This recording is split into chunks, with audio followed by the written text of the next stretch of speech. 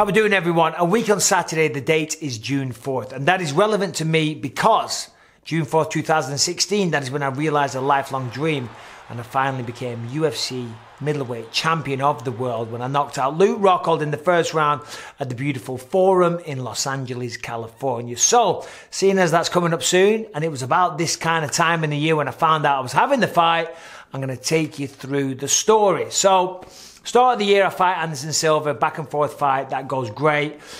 I got to Prague for a few days in the Czech Republic, then I go to Rome. My God, if you've never been to Rome, I can't recommend it highly enough. What an incredible city that place is. Cannot wait to go back.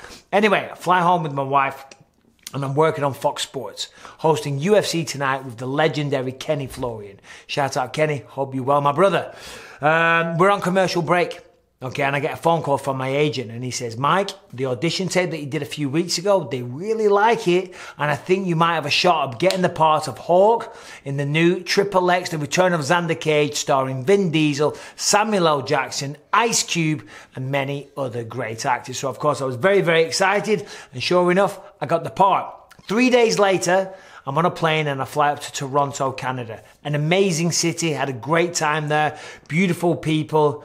You know, yeah, fantastic city. Absolutely love that place. Now, when I'm there, I'm on a movie set, okay? But there's a lot of downtime when you're on a movie set. So most days I went to the gym. Most days I did a 3-mile run. But I wasn't doing any MMA training, certainly no grappling. However, I did get a few training sessions in with a guy called Jorge Blanco. Rashad Evans gave me his phone number, and it turns out that Jorge was the striking coach of one George St. Pierre.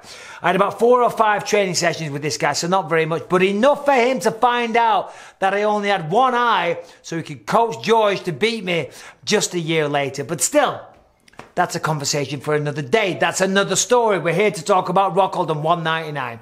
Anyway, so I'm on set for a while, and it's towards the end of the film, and I'm shopping for presents for my son, and I get a phone call off Helwani. He said, listen, Mike, Chris Weidman's injured. He's out of the title fight with Luke Rockhold, okay?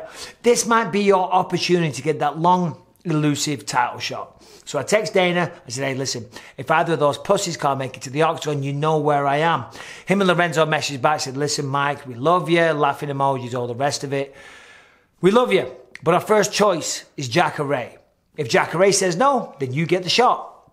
And I thought, man, I was excited for a minute there, but I thought, there's no way Jacare is going to turn down a title fight, so, oh well, back to the drawing board it is. So that night I go around to a friend's house, I watch a basketball game, we have a barbecue, we have a few beers, you know how it goes. Next day I wake up, I'm a little bit rough, you know, I got to go to the gym, sweat out the alcohol, sit in the sauna, because that night I am due to be on set. So I'm walking into the gym and I'm waiting in line to check in, and all of a sudden my phone just starts going bing, bing, bing, bing, bing, just blowing up like a Christmas tree, notifications galore, text messages, everything, and I look, and I get a message off Helwani saying, congrats on the title fight, mate. I'm like, what the hell? So I call Helwani and he says, Dana just announced on SportsCenter that you're fighting for the middleweight title in 2 weeks. And I'm like, oh my God, mind blown, right? My head is just spinning. I didn't know what to think. I didn't know if there was a good thing, a bad thing. I'm like, me and my mouth, oh my God, I'm fucking hungover, shit. So I barge everyone out of the way and I run into the bathroom, into changing rooms. And I get on the scale.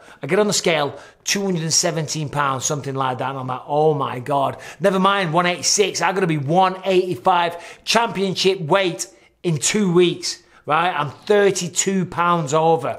Wow. Never mind the weight. I've got to run. So I throw my backpack over my shoulders and run out into the streets of Toronto and I'm just running.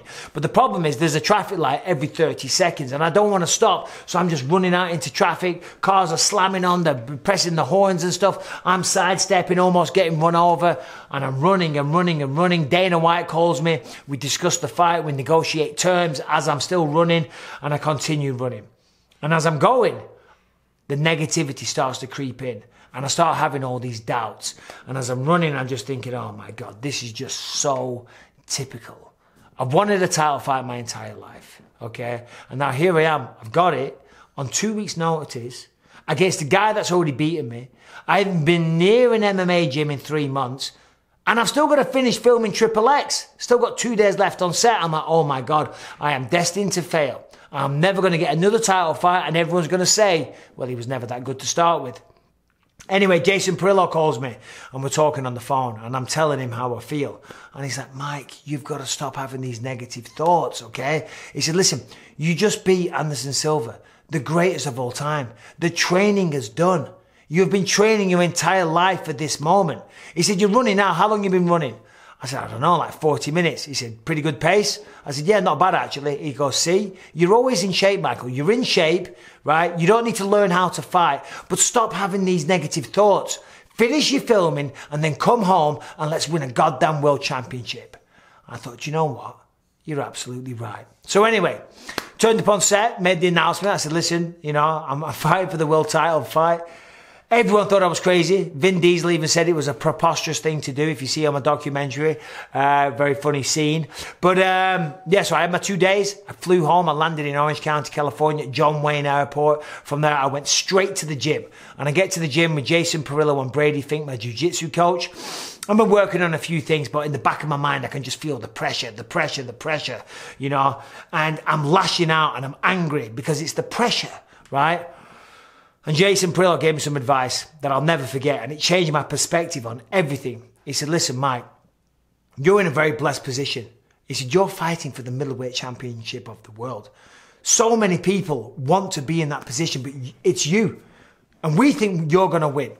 We think you're going to win, but we don't know if you are.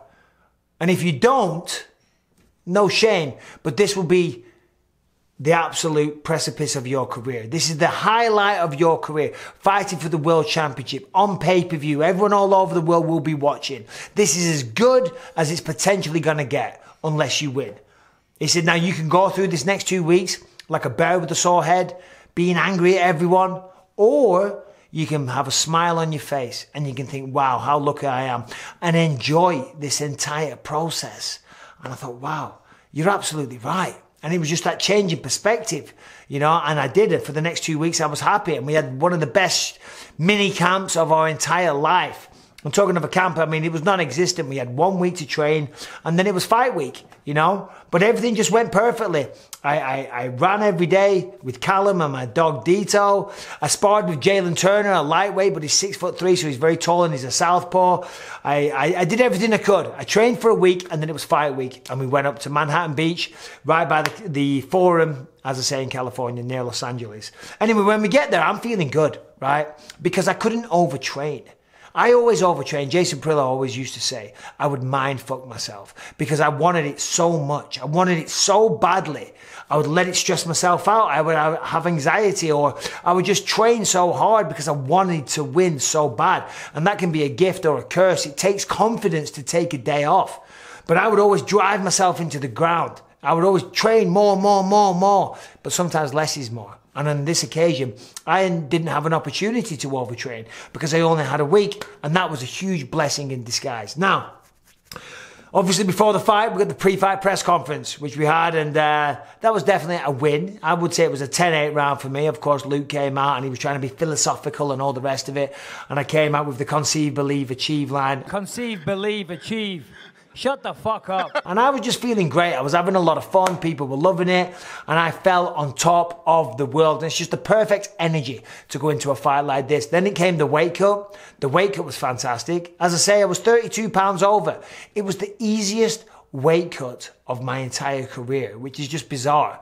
I have no explanation for why that happened, but it was. 32 pounds came off like that. It was so easy. Now, of course, we have the weigh-ins, you know, in the morning. It was the first time doing it in the morning. Then we had it in the afternoon. That night I go out for dinner with my friends, my family, my coaches. A lot of people had flown in last minute. So thank you to each and every one of the family members and friends that came in to join me and to support me. I'll never forget it. We had a great dinner, went to an Italian restaurant, absolutely stuffed my face. I went to bed that night.